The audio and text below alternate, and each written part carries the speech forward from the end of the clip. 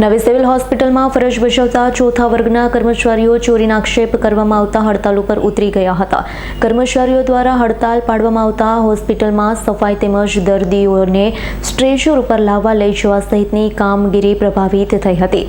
દક્ષિણ ગુજરાતની સૌથી મોટી ગણાતી નવી સિવિલ હોસ્પિટલમાં પ્રતિદિન હજારો દર્દીઓ સારવાર માટે આવતા હોય છે। જુદા જુદા ઓપરેશન થિયેટર, વોર્ડ અને ઓપીડી સહિતના જુદા જુદા વિભાગોમાં ચોથા વર્ગના કર્મચારીઓ પણ ફરજ બજાવતા હોય। આ દરમિયાન આજે સવારે ચોથા વર્ગના કર્મચારીઓ અચાનક હડતાલ પર ઉતરી ગયા હતા। આરએમઓ ઓફિસની બાજુમાં આવેલ બેંક ઓફ બરોડા પાસે ભેગા થયા।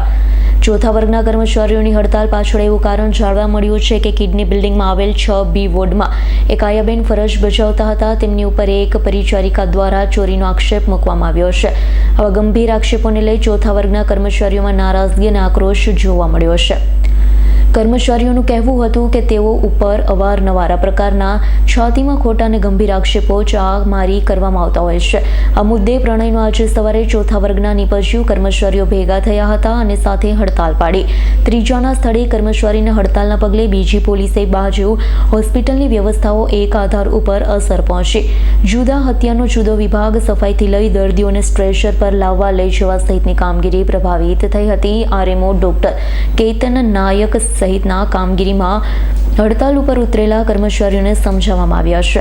ગેરસમજ ઉત્પન્ન થઈ હતી તે દૂર કરવામાં આવી। ત્યારબાદ 2-3 કલાક પછી કર્મચારીઓ હડતાલ સમેટી પોતપોતાના કામ ઉપર પરત ચાલ્યા।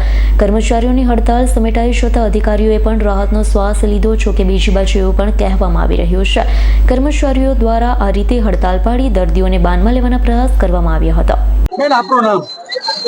મારું નામ હિરોપાબેન પ્રવીણ પાટીલ છે। બરાબર, અમે લોકો સફાઈ કર્મચારી વાળા છે। અમે લોકો કામ કરીએ છીએ થર્ડ ક્લાસ વાળા, તો અમે લોકોને કોઈ ઇજ્જત નથી આપતા અને સિસ્ટર લોકો મલ્ટીને ટોર્ચર કરે છે, તો અમે ફોર્થ ક્લાસ વાળાને की इज्जत નથી की हमके। બેન, શું બની હતી ઘટના? પૂરી શું બની હતી મને કહો। કઈ નહીં, અમે લોકો આ લોકોને કામ કરવા જાય તો આ લોકો કહે છે કે તમારું કામ સારું નથી। એવું થોડી કઈ હોય, અમે લોકો કામ કરીએ છીએ, દિલથી કામ કરીએ છીએ।